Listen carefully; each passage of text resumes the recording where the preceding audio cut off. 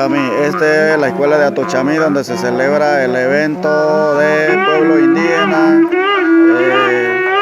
el Día Internacional del Pueblo Originario a nivel de Panamá, a nivel internacional, un evento de fiesta cultural que se celebra en Noleduima, corregimiento de Atochami. Es la presentación que se va a hacer aquí de la balsería.